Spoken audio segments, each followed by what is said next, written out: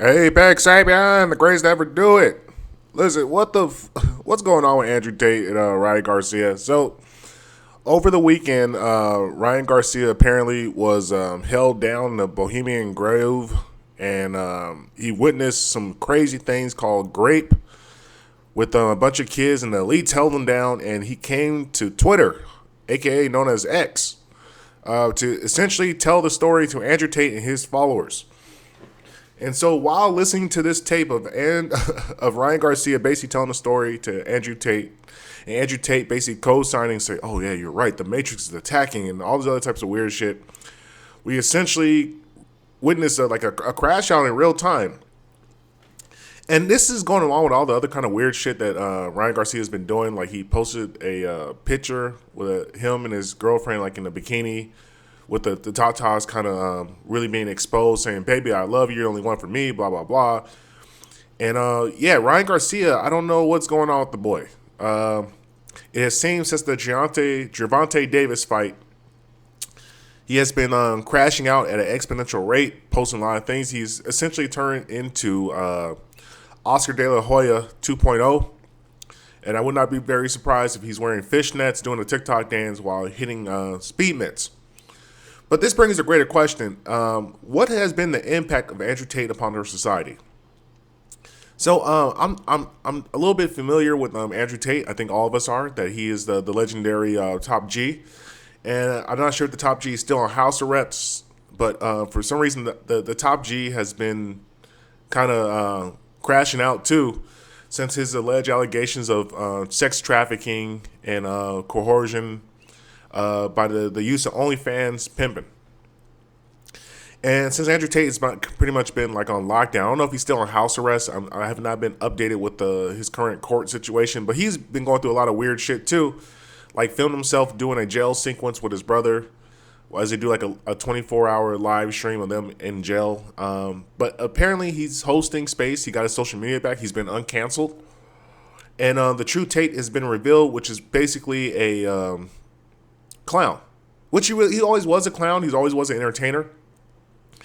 But sadly, due to the red pill community and Manosphere, he was able to build a name, build a following, make a lot of money, do some very shady business dealings and practices, and build this mistake about him where he is basically the top G who's running around the states and running around the country doing chop G shit. And it seems all that has come to crash down, and now he has been stuck at home on the internet. And he has became a bastion of light and hope for the other crash out artists, such as Ryan Garcia. But anyway, upon listening to that tape of Ryan Garcia basically saying that somehow he got held down and he does not give a bleep about the situation, and I'm going to tell it, I'm going to live it, and I'm telling you, these elites, they tied me up and they held me down, they made me watch them rape kids. And I got many questions. I have many questions because if these elites did do such activities, my next question would be is why did they let them go? And why is he even able to like talk about this? Like if that was something that happened to a human being, like say for example you were held down by the elites, they tied you up and they let you watch them do heinous things to kids. My following question would be like, okay, well then what was the follow up? Like, how'd you escape? Did they untie you? Say we're gonna kill you if you tell anybody? Did they give you a ride back home? Like, who drove you there? Who drove you out? How'd you even end up in that situation? I have many questions upon how do you get like the logistics of it. And I think many people don't ever ask the logistics of a story. They kind of just take the story for what it is. Me as a storyteller, I need to know when, where, how, what, motivations. I need to understand more of the background so I can better understand the comprehension, the context of the story. Without the context of the story, there is no story. It doesn't make any sense. It's just like you just spawned in front of Bohemian Grove and somehow they were able to tie you down. And it's like, did they have guns drawn on you? Because you're technically a professional boxer. So would they have to get another boxer? Would they have to get like an MMA star? Or would they have to get some like spec ops? Some Green Berets, Marines. Who the fuck grabbed you, held you down? Did they drug you to get you that? Because I imagine you were resisting fight. Like, were they yelling and screaming? Like, and if Ryan Garcia did go missing, was there no family? Was there nobody around? Because he's kind of a popular celebrity, so I don't imagine he's completely by himself. He has a girlfriend. He has people that are around him. So, like, who set him up to basically either get, like, drugged or pretty much kidnapped to that point where he got taken to the Bohemian Garden. And then my next question would be like, how'd you know you're in the Bohemian Garden? Like, where was his location? Was he in California? Did they grab him from California and then take him to the redwood trees and then show him this building? Like, this is Bohemian Grove and blah, blah, blah. So, like, there's many plot holes in this story. So, all I can assume is that he's probably on some drugs, probably definitely high on something, or maybe he was drunk. He had, because nobody within their well mind would be, nobody would go to Andrew Tate's Twitter space to go basically announce that they were kidnapped and they witnessed heinous crimes to kids. That would not be the first place I would go.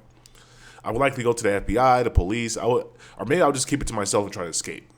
If it's that serious, like if I really got kidnapped and taken someplace, that would be my idea. I would not just go anywhere.